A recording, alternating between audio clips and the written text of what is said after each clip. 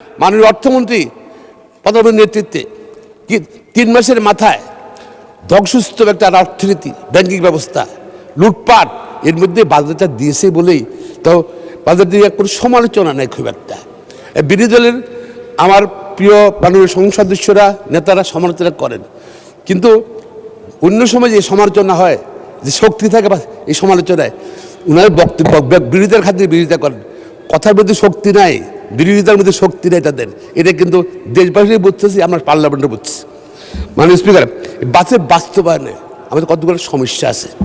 প্রথম হলো বাংলাদেশে এই যে আইন শৃঙ্খলার অবনতি, কোটি কোটি মানুষকে বেকার রেখে, যুবককে বেকার রেখে আমরা আইন শৃঙ্খলার উন্নতি আমরা আশা করতে পারি না। আমরা আমাদের এমপ্লয়মেন্ট করতে হবে। মাননীয় স্পিকার, আমরা কীভাবে এমপ্লয়মেন্ট করবো? আমাদের আরেকটা সমস্যা হলো কি, মানি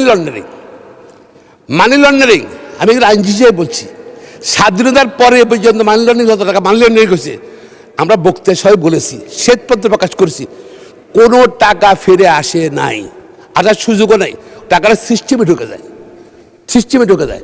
আর মানে একটা অর্থ একটা ক্যারেক্টার আছে, মানি উইল মুভ আর money is safe, then money will make money. যেখানে মানি সেফ ফিল করবে সেখানে মানি থাকবে। ঘরে থাকুক, ঘরের মধ্যে ধরেন আমাদের মা বোনরা কী করে, সারা বছর ইয়েতে ছিলা আলমারিতে 6 টাকা রাখে, ঈদের সময় বাড়ি যাওয়ার সময় বাসা খালি ওকে বের করে কাতার ভিতরে শাড়ি ভিতরে রেখে দেয়, বিকজ সেফ ফিল করে। সুতরাং বাংলাদেশে এই সিস্টেম চেঞ্জ। আজকে সিঙ্গাপুরে আইন নেই, সিঙ্গাপুরে টাকা যায়। দুবাইতে আইন নেই, কানাডায় আইন নেই, থাইল্যান্ড আইন নেই, আইন আছে। তা আমরা কেন সিস্টেম চেঞ্জ করি না কেন? Let's change the system. তাইলে ওই টাকাটা দেশের মানুষ সেফ ফিল করবে, টাকাটা দেশে রাখার জন্য। বিদেশ থেকে টাকা চলে আসবে। আমরা অলওয়েজ রিভার্স। সেটা আমার মনে হয় আমাদের সিস্টেম চেঞ্জ করা উচিত।